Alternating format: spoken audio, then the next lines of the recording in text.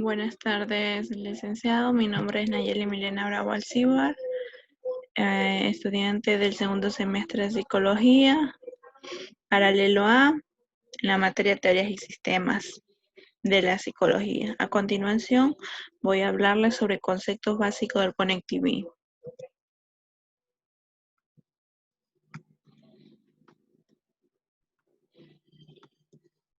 Ya, de este modo, la búsqueda de reglas y principios o relacionados en el principio de la información nueva y la búsqueda de sentido y consistencia en la conciliación de la nueva información con los conocimientos previos son conceptos claves de la psicología cognitivista. Por ejemplo, estamos viendo que aquí nos da una pequeña introducción de las palabras claves que se usan en el conectivismo. Vemos que es procesamiento de la información o recogida de una información, o sea, la información que el ser humano va procesando y que después se va conciliando, es decir, va llegando a un consenso de todo. ¿Qué nos dice? Que el enfoque cognitivista sostiene que si queremos entender el aprendizaje, no podemos limitarlos a la conducta observable, sino que también debemos ocuparlo en la capacidad del estudiante para mentalmente reorganizar su campo psicológico, es decir, su mundo interior, conceptos, recuerdos, etcétera, en respuesta a la experiencia. ¿Qué quiere decir? Que nosotros podemos, en el campo, la psicología cognitivismo, no solo se queda con lo que observa, sino que va mucho más allá, es decir, va a la práctica, va al campo donde se está dando el problema para comprobarte que lo que todo está observando debe ser real. A todo esto le sumamos las experiencias que haya tenido anteriormente la persona, todo lo que piensa y lo que hay en su entorno es una conjugación para llegar al consenso de lo que realmente quiere saber.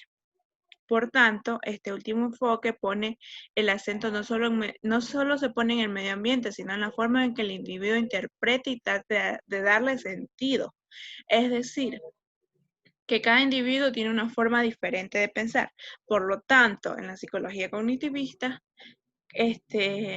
cada quien tiene una manera de pensar en cuanto a su ambiente. Por ejemplo, un claro ejemplo, no sé, podemos estar viendo una situación de riesgo no sé, por ejemplo, de que consuman la droga. Ya, va a depender del ambiente, como lo vea.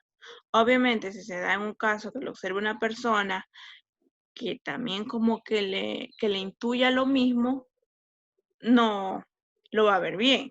Pero si le intuye lo ve una persona que no es de acuerdo a sus ideales, no está bien, sabemos que no está bien, obviamente va a decir todo lo contrario. Entonces también por eso nos dice de acuerdo al ambiente, de acuerdo a las personas, a sus ideas y a sus experiencias, a sus costumbres, tradiciones. No ve al individuo como un mecánico de su entorno, sino como un agente activo en el proceso de aprendizaje, que deliberadamente trata de procesar y clasificar el flujo de la información que viene del interior. Como lo hemos estado hablando, el individuo capta todo lo que viene a su alrededor, del mundo exterior, sus experiencias, y con eso llega a un consenso para dar su opinión sobre el tema. Aplicaciones del cognitivismo. Las teorías más utilizadas del cognitivismo en la educación se basan en la taxonomía de Bloom, en los objetivos de aprendizaje que están relacionados con el desarrollo de diferentes tipos de competencias de aprendizaje de formas de aprendizajes. Bloom y sus colegas afirmaron que hay 3 dominios importantes del aprendizaje, que entre ellos están los enfoques cognitivos de aprendizaje, que estos se centran en la comprensión, la abstracción, el análisis, la síntesis, la generalización, la evaluación, la toma de decisiones, la resolución de problemas y el pensamiento creativo para encajar mucho mejor la educación superior que el conductismo. Sin embargo, también en la escuela primaria hay un enfoque cognitivista. Por ejemplo, centrarse en la enseñanza de los estudiantes, como aprender en desarrollar procesos mentales más complejos o nuevos que faciliten nuevas formas de aprendizaje y desarrollar comprensión profunda y constantes en cambios de ideas. Es decir, nos dice que tal vez la psicología, el cognitivismo está más presente en la educación y en el aprendizaje porque lo utilizan como quien dice desde la primaria. ¿Por qué? Porque van de situaciones más simples a situaciones más complejas. Conforme vamos subiendo, creo que todo hemos pasado, que conforme vamos subiendo de un proceso a otro, el nivel de dificultad va siendo muy alto. Entonces, más o menos esto es lo que nos trata de decir la teoría cognitivista, que también se relaciona bastante al aprendizaje, porque como que se utiliza mucho en el aprendizaje de nosotros, porque va como viendo al ambiente. El ambiente, por ejemplo, tal cosa va subiendo dificultad, nosotros también tenemos que ir haciendo, como ir a la par, viendo, pero sin olvidar eso, nuestras experiencias y nuestras ideas. Es como que siempre nos hemos de tener firmes en nuestras ideas, nuestros principios y nuestras bases, pero también ver los que influyen de nuestros entornos y todo eso. Luego tenemos otras escuelas psicológicas, aparte del conductivismo, como lo he visto anteriormente en otras unidades, hemos visto el estructuralismo, el psicoanálisis, el conductismo, la escuela de Hels, el humanismo. ¿Qué nos dice el conductismo? Que fue una de las primeras escuelas psicológicas que conocemos, como sabemos las ideas de Wundt, que eran consideradas, Wundt consideró que fue la primera escuela psicológica y llamó a esta corriente conductivismo, que se dedicaba a estudiar la estructura de la del cerebro. En la actualidad, pensar que se determina cuál es la estructura de la mente puede parecer absurdo, pero en aquel momento los estructuralistas estaban convencidos de ello. Es decir, ahorita cualquier persona, nosotros podemos decirle a una persona, el estructuralismo estudia la estructura de la mente. Y tal vez esa persona se va a quedar como, ¿cómo estudiamos la estructura de la mente? Para muchos es algo muy dificultoso de hacerlo, porque, bueno, no es tan dificultoso, porque si nos vamos a, por ejemplo, a bases biológicas, podemos tranquilamente ver una estructura de la mente, estructura del cerebro, cómo está estructurado, su parte biológica, ¿no? En aquel momento para ellos no era nada extraño, pues fue una de las primeras escuelas psicológicas que apareció. Una de las principales herramientas del estructuralismo era la introspección, que es la facultad de razonar sobre nosotros mismos y mirar hacia nuestro interior, es mirar hacia nosotros mismos, lo que sentimos, lo que hacemos, básicamente eso. El estructuralismo tuvo un papel esencial en la psicología y sus seguidores pusieron las bases de la psicología como una ciencia experimental independiente de otros campos. Es decir, por ende, siempre cuando estudiamos la psicología, el estructuralismo siempre nos va a estar presente como recordándonos que primero apareció él, y luego de esto vinieron muchas otras escuelas psicológicas que vamos a seguir hablando a continuación. Freud y el psicoanálisis.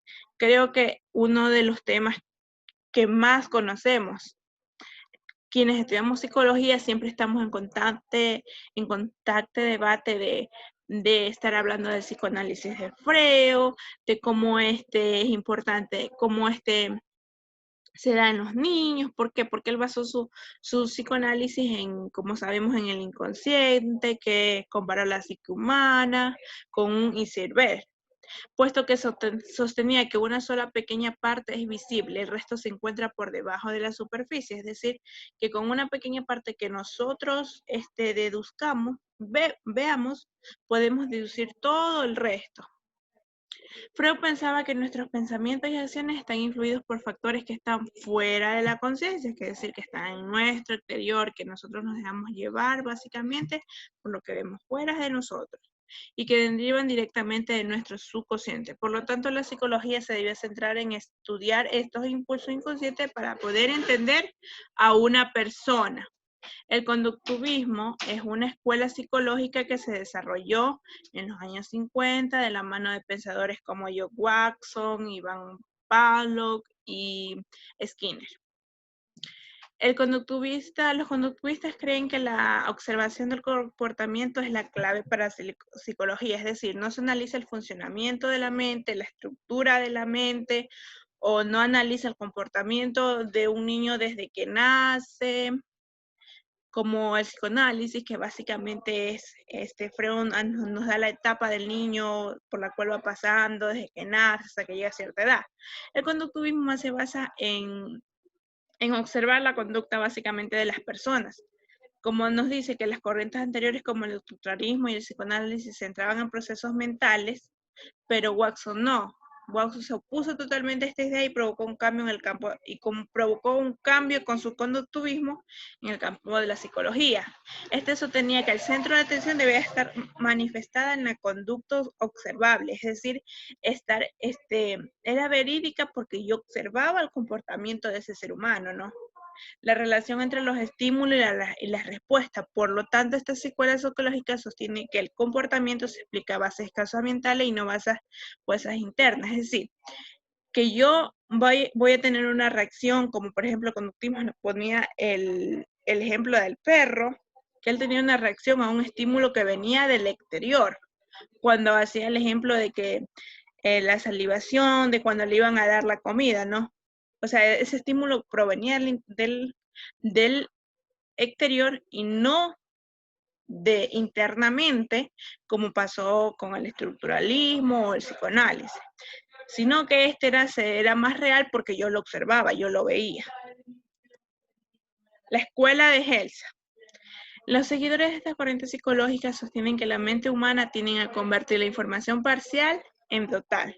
Las escuelas de Helsa entendían que las imágenes son percibidas en su totalidad, como una forma o configuración y no como una manera de una simple suma de sus partes. Los principales representantes de la escuela de Helsa fueron Welterbeck y Kohler. El primero sentó los principios en la escuela de Helsa como corriente psicológica y el segundo lo realizó como algunos experimentos como los monos sobre la percepción que tenían ellos y el aprendizaje que tenían ellos. La teoría de Helsa se basa en tres principales fundamentos. El ixormismo, que son los diferentes elementos que forman un todo. El totalitarismo, un todo es un conjunto de elementos que no se puede fragmentar, es decir, algo que ya está dado y que eso no se puede dividir en partes. La contemporaneidad, que el aquí y el ahora. A esta escuela es decir, que simplemente se centra en el presente, no el pasado ni el futuro, es ahora y cuando estemos aquí. A ellos no les interesa ni lo que estaba antes ni lo que va a venir después, solamente lo que está aquí, en el presente, ahora mismo. A esta escuela no le importa el pasado, como ya lo dije, lo considera irrelevante, solo le interesa el presente. Ahora, el humanismo se desarrolla como una respuesta a la escuela psicológica del psicoanálisis y el conductismo. Es básicamente la contraposición a todas las escuelas que he estado mencionando anteriormente. Mientras que las escuelas anteriores se centraban esencialmente en la conducta anormal del ser humano, la psicología humanista se centra en ayudar a las personas en desarrollar todo su potencial, puesto que se centraba en ideas como el crecimiento personal o libre voluntad del individuo. Es decir, la psicología humanista es una actitud sobre el ser humano y el conocimiento, no más sobre observar su conciencia, su inconsciente, su mente, estudiar su cerebro, no. Básicamente es como formar al ser humano desde la parte moral, desde la parte ética. En esta rama de la psicología han destacado nombres como Abraham Maslow y Carlos Rogers. Y a ver, ¿quién de nosotros no conoce el creador, la pirámide de las necesidades humanas de Maslow, que decía que nosotros tenemos necesidades básicas, naturales, y que para llegar a la última etapa de la pirámide, que era la autorrealización, debíamos pasar por una serie de etapas que nuestras necesidades básicas, como por ejemplo comer, beber agua, ir a hacer nuestras necesidades. Después venían las otras necesidades esenciales como pasar tiempo con nuestras familias, nuestros amigos, autoformarnos nosotros mismos. Todo era una serie de etapas para Maslow que tenía que pasar el ser humano para llegar a la autorrealización, que básicamente en eso es lo que se centra la psicología humanista, en la moral, en la ética, en la formación del ser humano en sí. Al día de hoy, el humanismo sigue siendo una de las escuelas psicológicas más significativas y que ha influido en otras escuelas posteriores como la psicología positivista, que se centra en las personas sean más felices y tengan una vida más satisfactoria, o como la escuela de Maslow, o como, por ejemplo, la escuela de Helsa, que nos decía, como vimos anteriormente, que solo se centra en el presente del ser humano, a buscar su felicidad, pero en el presente, olvidando siempre el pasado, no solo vive el de aquí y el ahora. Y básicamente esa es el humanismo, la psicología humanista, que creo que a todos la empleamos día a día, pienso yo, porque todos estamos buscando esa autorrealización con la famosa pirámide de Maslow. Y finalmente tenemos las bibliografías de donde sacamos nuestra información. Muchas gracias.